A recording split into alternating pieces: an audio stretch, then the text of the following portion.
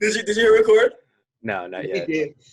Moving on. So with it being February and Black History Month, the next topic we wanted to talk about was kind of like the whitewashing that's kind of gone on in Hollywood, since early on and even somewhat today.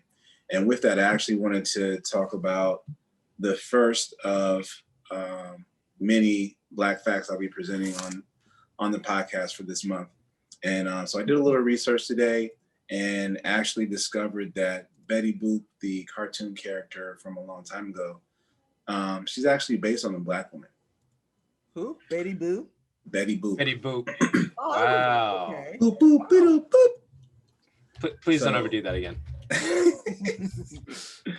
But she keep that in the video though. Keep it in the video. Hey, I mean, yeah, I'll keep it in the video. We're having fun. Wow, I'm looking it up. You're right. Yeah, me too. Holy crap. She was inspired by a Harlem jazz singer by the name of Esther Jones. Stage name was Baby Esther, and she used to perform at Harlem's Cotton Club.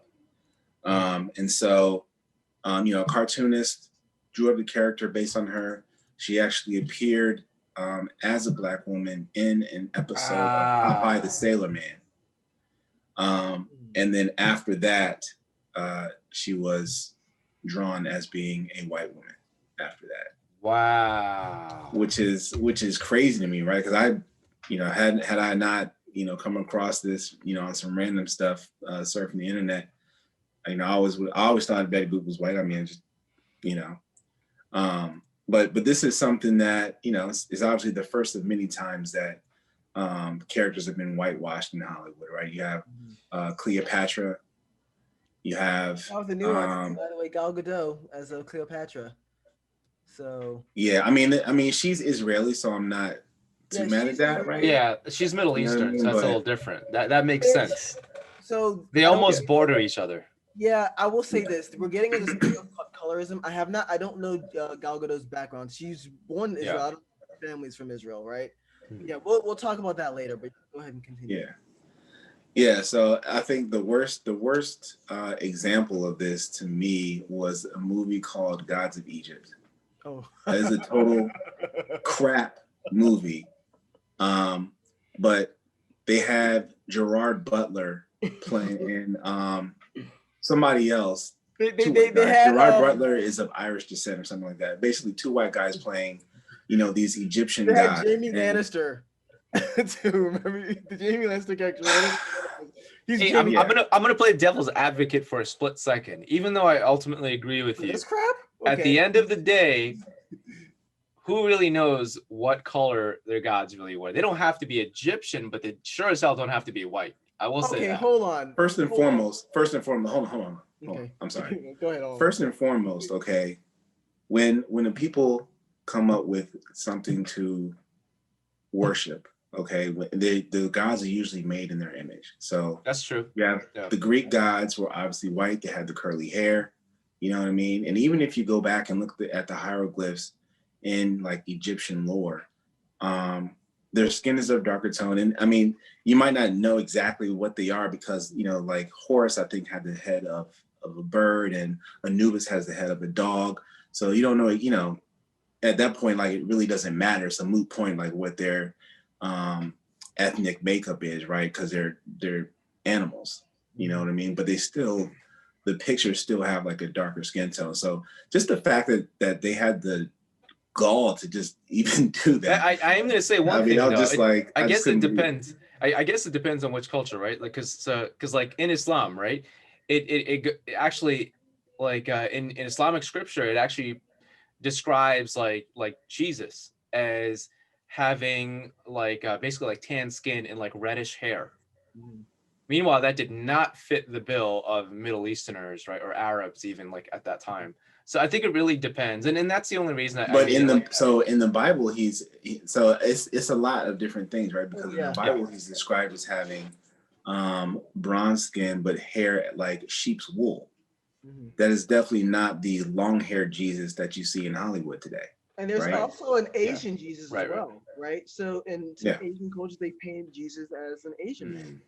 So yeah, I will say this: like Islam has a right where you don't like put images of like your prophets because it shouldn't be like that. But like, yeah, it's Nicholas, go ahead. I can go on. Yeah, I think that gets into a little different topic, right? But yeah. So that's, I just kind of wanted to bring that up. So one of the things that bothers me is, and I look at it from both sides, right? So a lot of times when characters get cast for some of these superhero movies, like there's a big deal about whether or not they're black or white. Mm-hmm. And so for me, like, I don't want to see a black Superman. Superman isn't black. The white guy. I don't care. What I'd rather see I'd like to see that. Somebody that there is a version of Superman that's black, you know what I'm saying, since DC did the multiverse thing first. But you know, there's like they want James Bond to be black, or certain other characters, or they want certain characters to be, there's like a whole discussion about that. Like for me, the character, you know, I don't mind the character being who they are as was or designed by the author, the artist. What I'm most concerned about is seeing, instead of like retreads or remakes of characters, I'd rather see new characters who look like me, or other people who have a diverse background, right? Like Queen Latifah is coming out with a show called The Equalizer, right? And I'm like, instead of calling it The Equalizer, you know, make it something new. Like, it's just like, oh, now we have a female equalizer. Yeah. You know what I mean? Yeah, no, I have a couple questions to ask you, but so one of my favorite like superhero movies was actually Spider-Man Into the Spider-Verse, when they like showcase like Miles Morales, and they really showcased him and him being black and Hispanic. Like he's a black Hispanic. Yeah, they did. Yeah, and that was cool. They dug deep on this too, right? Yeah. Like whole culture, like who he was with, talking to people, talking to his uncle, like the music, like his style of his costume and whatnot. They really just dug deep on that. So it makes me wonder though, like we can have these black actors, and black characters, and that's great.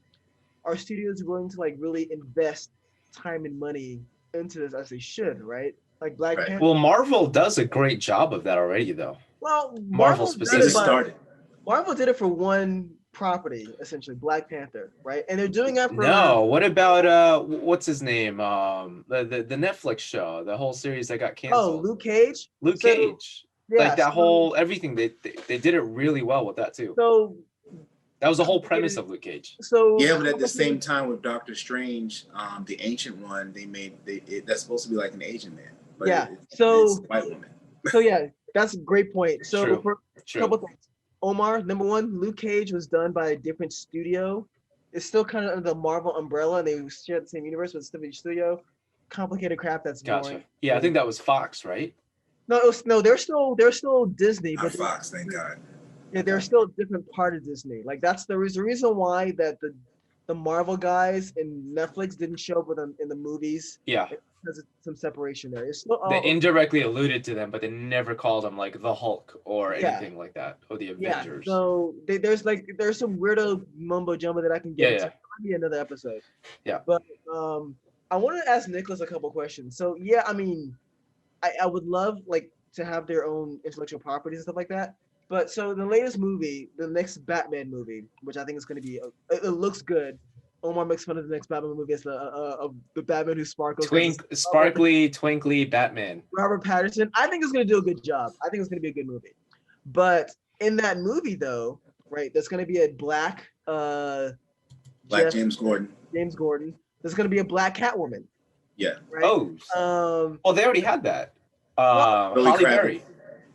Okay, but that was a different. Dude, don't insult Catwoman with that movie. That was complete and utter trash. That was not Catwoman. That was just a weird experiment that failed. Yeah. That was just an extended.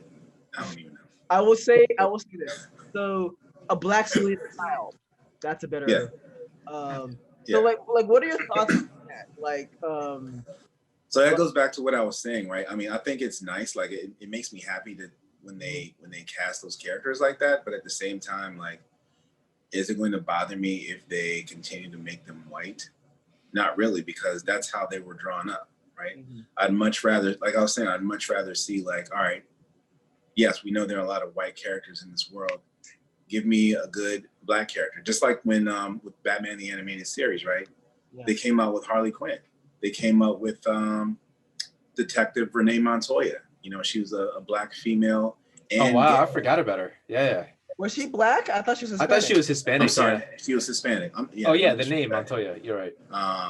Yeah, she was Hispanic, and you know she was gay, right? I did not. So, there's a space for that. You know what I mean? And let's not act like Marvel and DC or any these other properties don't have a well of black characters to draw from, right? You have John Stewart, Green Lantern. You have a guy I talk about a lot, Mr. Terrific. You have Cyborg. You have there's a Muslim Green Lantern. There's what I mean? There's like all sorts of stuff. Yeah. So I just when Hollywood talks about diversity, it bothers me that it's almost like they just check a box, right? When they add diversity to a show. Damn, that's so well said. That's so well said. Yeah. So case in point, like with Arrow, right? Arrow is a white man, but when they start adding in like different characters, they put Mr. Terrific in there, but this time he's black and gay and just like checking these boxes, right? And it's just like, why do you have to have like one guy who checks 5 or 6 diversity boxes instead of making these characters, original or just bringing them in as they are? You know what I mean? Yeah. So, and then if you go back to what I was saying earlier, I know I'm rambling a little bit, but like, it's just historically speaking, like, you couldn't be too dark to be cast in a movie. You had to be a certain skin tone. Yeah. I did a simple Google search. There's been numerous examples of movies who are based on black characters or black people, and they just cast them as white. Anthony Hopkins played a black doctor. Angelina Jolie played a mixed race woman in one of her movies. It's just like, why couldn't they just have a story to be about the people who they are based on? Yeah, and I want to add on to that is like there's this concept of, and unfortunately, it's not even just the West. This has spread throughout the entire world because, my family, ethnically being originally from Pakistan, like South Asians in general, and actually most Asians, East Asians, South Asians, Middle Easterners, they adore light complexion people to the point where it's considered an insult if you call someone, like if your aunt, you're at a family gathering and your aunt says, "Oh, you've gotten so dark," it's considered an insult. Even in today's world. Kala? Is it Kala? Is what they call it? Like, you've gotten so Kala or Kali, right? Male or female, right? And that's considered an insult. Yeah. And so that dynamic is now starting to change here in the West, right? With those of us like second, third generations here in the West. And my brother-in-law, he's black, and his family is almost identical to ours, except from, where they're from and where my family's from, and love their family. This is the nicest guy. You guys have met him before. Nicest guy I've ever met in my life, right? But so that, you don't really see that in my immediate family. But this is a very common practice with Asians in general, East Asians as well, right? I mean, it's considered, you're dark, it's considered something negative. And, this whole light versus dark thing, they attribute that to skin color as well. And so these are the small things that, even, when, growing up, most people, most little girls had like white Barbie dolls, little things like that. And they wouldn't want, like the dark skinned Barbie dolls, because they would realize they were programmed from a very young age to associate dark with evil or with, ugliness. And that is sad. And so when people say things like, it's just a movie, relax, or, it's not a big deal. Yeah. You're making race an issue.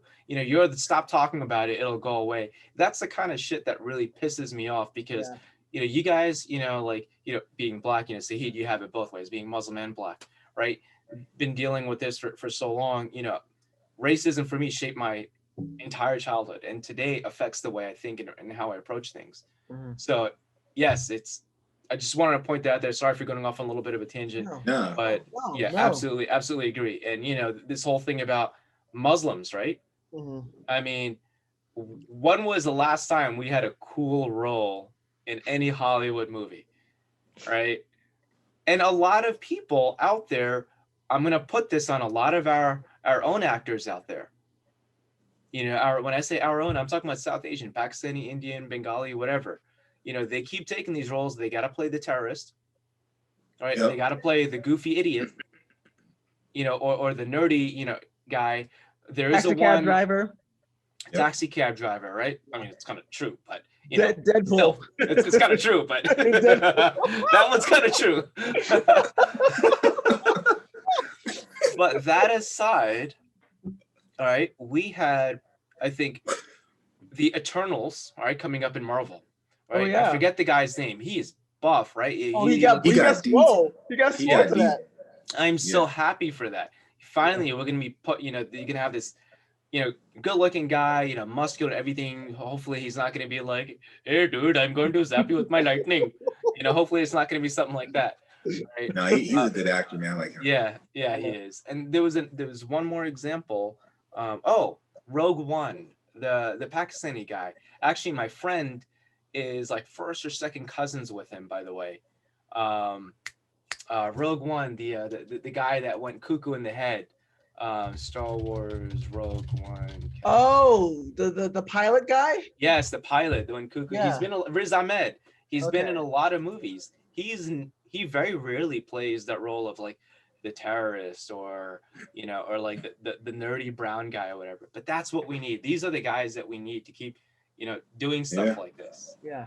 So, and what trips me out too is like, so when you do finally get like a lead like that, like one movie I'm looking forward to actually coming from Marvel is Shang-Chi, the Shang-Chi movie.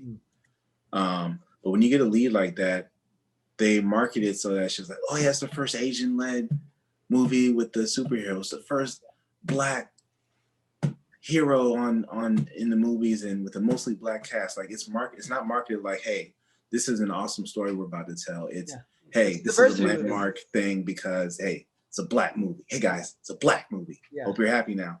Black movie. Yeah, they're trying to cater to like the guilty white conscious. Yep. Actually, Patty Jenkins, and I read in one of her interviews, she complained about like the Warner Brothers Studios, like they were more concerned about her being a woman director than her actual ideas for Wonder Woman, right? And she had to do a lot of back and forth with the studio about like how she wanted the fight scenes and what they want to do and whatnot. So yeah, but that's kind of the thing, like something that they want a token, right? And that's super fun. That's really kind of changed my approach and how I deal and talk with people now, because I don't want to be anyone's token now. I don't want them to my Blackness to sell to like help themselves feel better about themselves. I do want a couple points here too.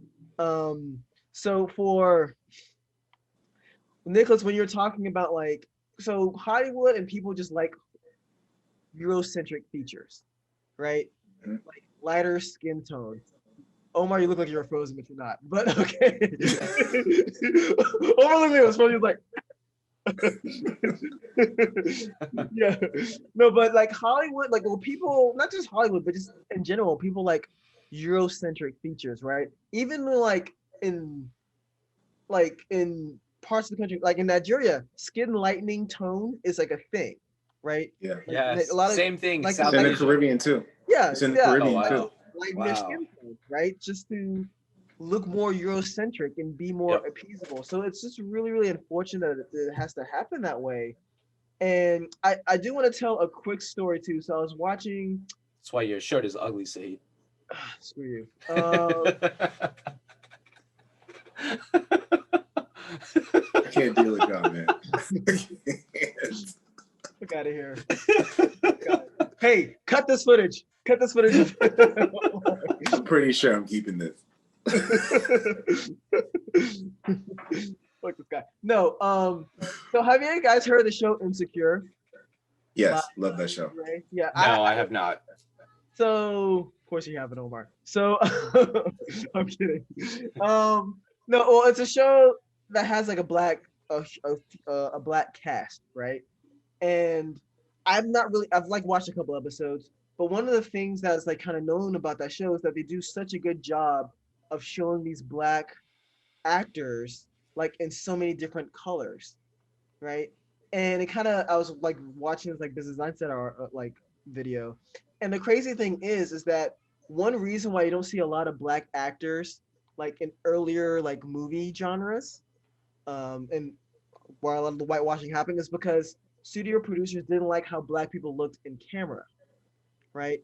And they didn't adjust their technology for having darker toned people, right? And Wow. they did not adjust their when they finally did adjust their technology to do that, you know what they did it for? They did it because furniture stores complained that they didn't look good on like camera. So like, Well, the there you reason go. technology, There you go. That's right? them So, saying, you know, it's yeah. what they've So defined as beauty, right? Is yeah, what looks good and Yeah. what doesn't. yeah. I mean, and Yeah. there's just so many topics of this too. Not just whitewashing, but white saviorism. I kind of want to just brush on that as Yeah. well. Um, Yes. Yep. one of my favorite movies that's a total white saviorism movie, but it's actually a pretty good movie. Well, I'm not gonna say it's a pretty good movie. I enjoyed it. Hopefully you don't say what I want to say. I know it's gonna be the movie you like. This movie. It's gonna be The Last Samurai. Don't say it. Were you gonna say that? It's The Last Samurai. Yeah, No. it is. It's a white I wanted saviorism to movie. say it. Yes. It's a white No, but saviorism movie. I wanted to say it. So there's Great Wall. Why didn't you say that one? Well, they're okay. So A they're Great playing. Wall too. My God, yes. Well, Great What Wall is it called crap. again? No, what was it? It wasn't called Great Wall, was it? It was called The Great Wall. Yeah. That was called The Great Wall with Matt Damon. Good Lord. Yes, Yes. Matt Damon. Yeah. think we Avatar meet all was a five. white savior movie. I Right? have watched, yes, that's true. I have watched The Last Samurai at least, no exaggeration, 60 times. At least.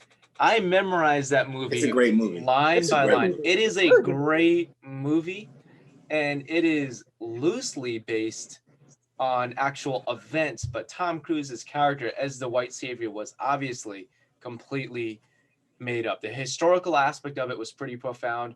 That was fairly Yes. accurate, you know, as far as the events that were going on in Japan. But of course, they needed a white cowboy American hero to come and, you know, go into Japan. And yes, okay, they showed a couple different sides of it. But still, at the end of the day, he was the only freaking person that survived. The white guy. Like, come on. How about this? Not even that. How about the white guy he killed the Asian guy and took his family? If you think about it that way, right? He killed her husband And ends up in love with the having guy. his wife fall in love with him. Good Lord. That's- Yeah. Jeez. Like, it took me a couple times to kind of realize. I'm like, whoa, this is kind of messed up. you feel kind of slow for not seeing it. So here's another example too. So, and I'll take you on another quick history lesson right here. So, a few decades ago, there was this thing called the Green Book that basically told Black people where they could travel safely, right? Through the South. So, you know, where to stay, what cities to visit, et cetera, et cetera. And so there's a movie kind of based on that called The Green Book. And in the movie, basically the white character in the movie kind of acts as the hero for the Black character in the movie because he ends up like protecting him from other races and all that stuff. It was just like the way they played it, it kind of downplayed what was really going on with the Green Book and kind of played up his saving. They dumbed down the Black character, right? Because apparently the white guy, I didn't watch the movie, but I heard about this. Apparently he taught the Black character how to eat chicken or whatever. Yeah. And their family members got like super pissed off. Like, this guy always ate chicken. Like, what the hell? Wait, why was that even relevant to put in? This is in a movie or in the book?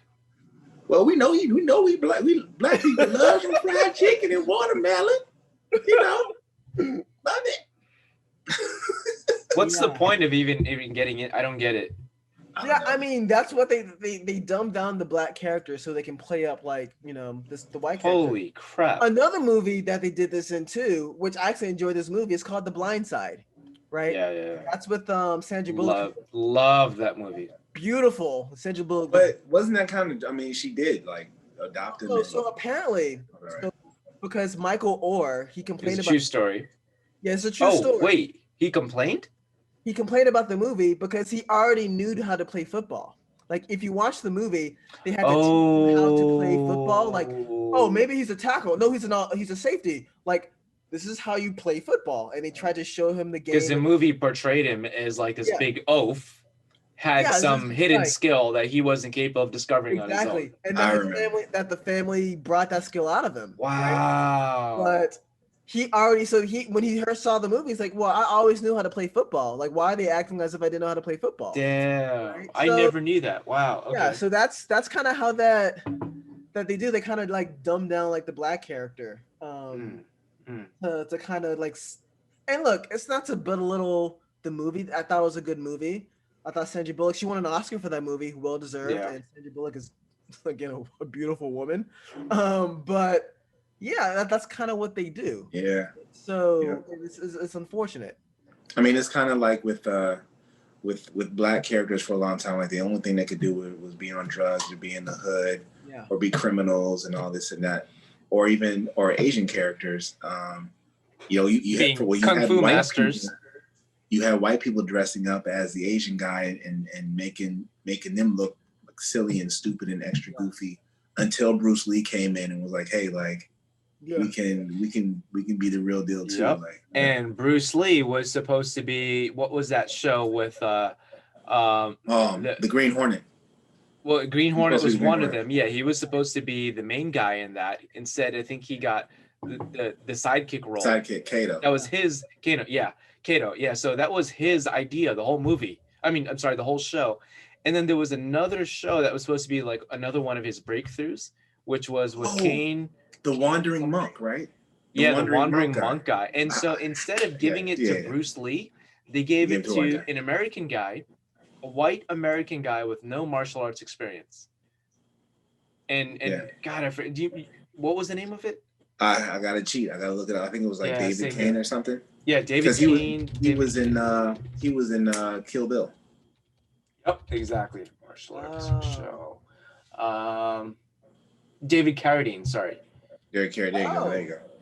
And the show was I remember the show, The Wandering. Okay.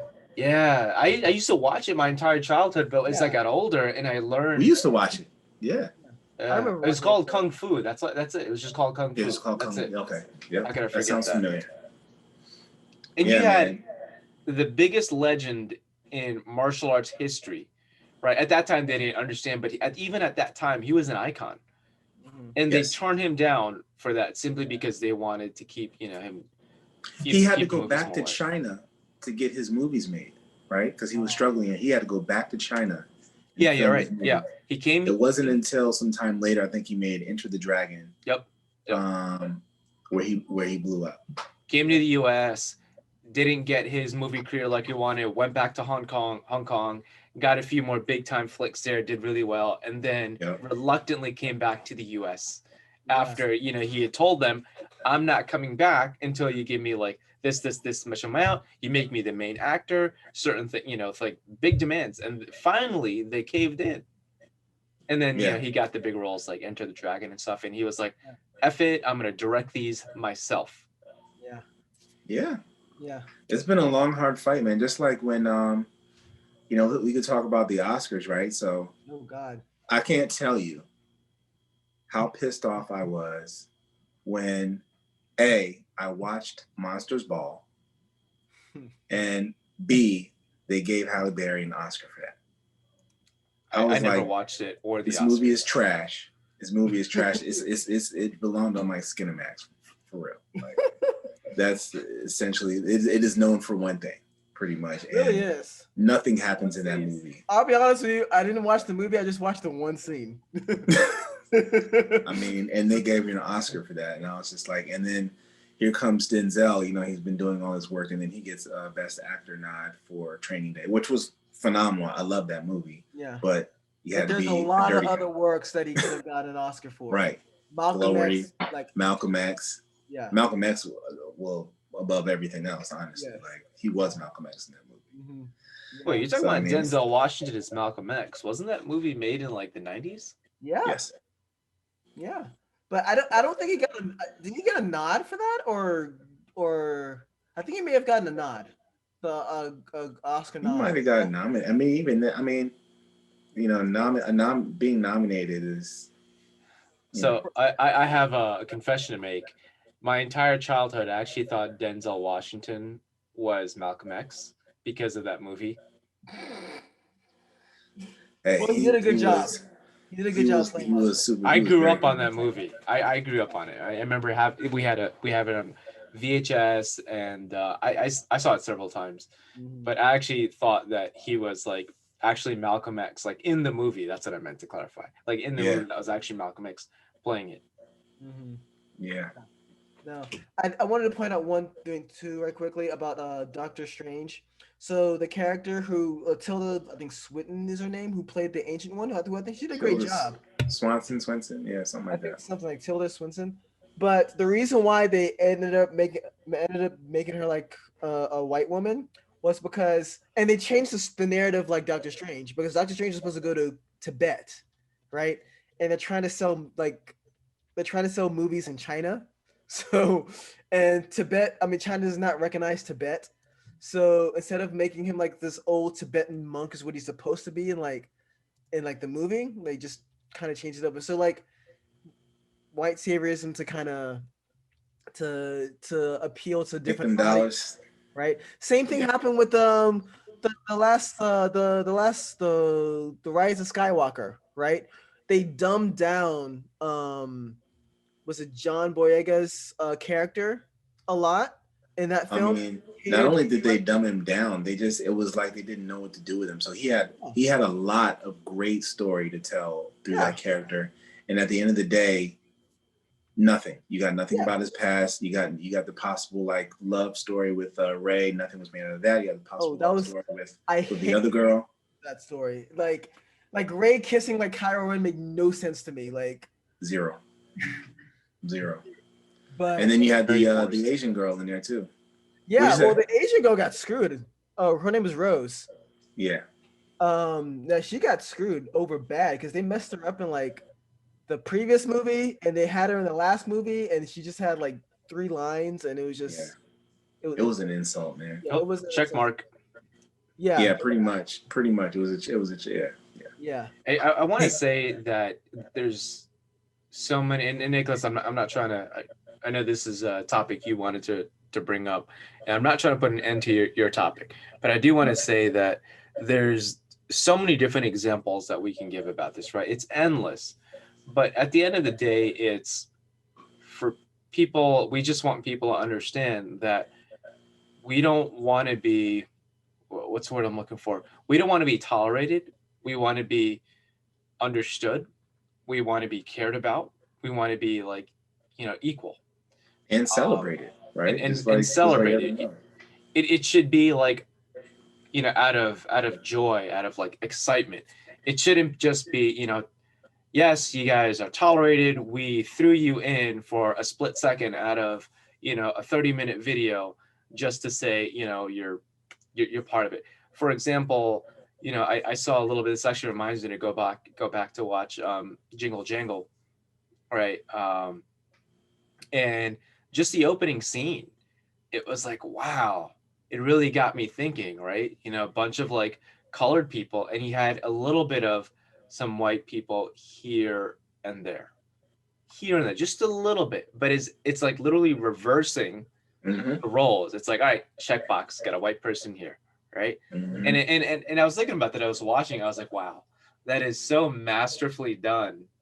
Yeah.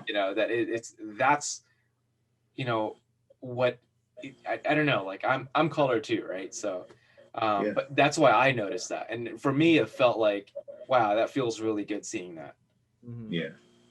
Yes. I mean, at the end of the day, like to wrap up this topic, like yes, there's been a trend of, I guess, racism, whitewashing in Hollywood.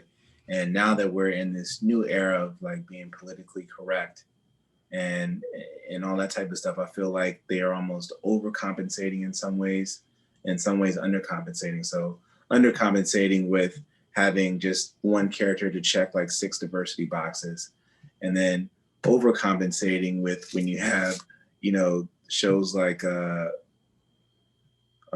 I can't even. I had something I was about to say one, but now I can't even think of it. But they're overcompensating in some ways too. You know what I mean? Like I guess you could say like with the the female empowerment movement, right? It's been very important, but then you're overcompensating by like everything has to be, female. Like I look at Supergirl. I like Supergirl as a character.